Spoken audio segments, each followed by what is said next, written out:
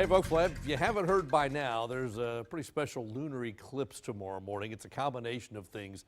It's the eclipse, it's a supermoon, it's a blue moon, a blood moon. This combination hasn't happened since 1866. We have eclipses pretty regularly. We have blue moons, full, all those things happen. But to have them all happen at once, that's what's a little unusual. And again, last time we get to talk about this tonight, remember the sun's 93 million miles away.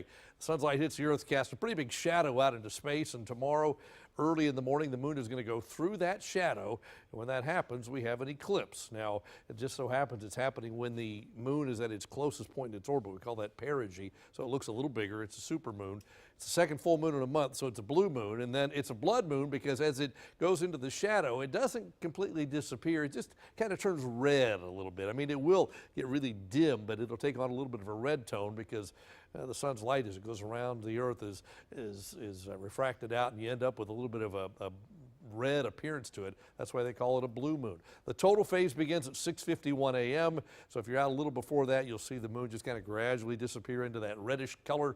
And then by 7:17, it sets, and that is the end of that. Then you go back to bed. But in the meantime, it's something to see. It's a little bit unusual. Some high clouds tonight still out there. Satellite shows it, and future track suggests the high clouds will be on and off much of the night. And I think there will be some of those high clouds there if you're up to watch the eclipse. Hopefully there won't be so many that it makes it so you can't see it. There may also be some patchy fog in the morning at 7 a.m. and 6 a.m. So, you know, there could be some issues, but I think overall you should get to see it. Just go out and look to the west because the moon's going to be setting on the western horizon. So make sure you've got a good view of the western horizon. No buildings in front of you, no trees in front of you. You'll have a good view. Then during the daytime tomorrow, we're back to partly sunny skies, a beautiful day. And Thursday, it looks great as well. Partly sunny skies again. Probably a few more clouds Thursday, but it's going to warm up more.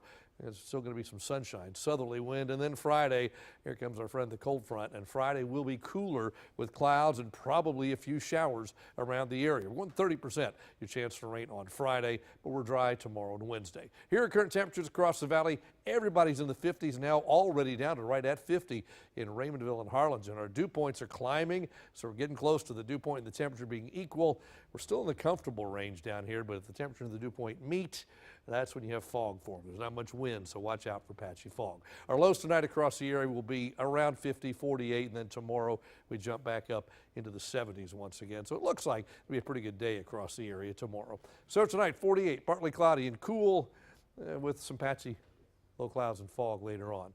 Then tomorrow, after a cool start, temperatures will climb back into the mid-70s. Southeast winds at about 7 to 14. Here you go. You see temperatures 75, 80, then 67. Kind of warm on Thursday, but Friday looks a little cooler. And then Saturday, we're still at 74. Sunday, back to 78. Then another front comes in on Monday.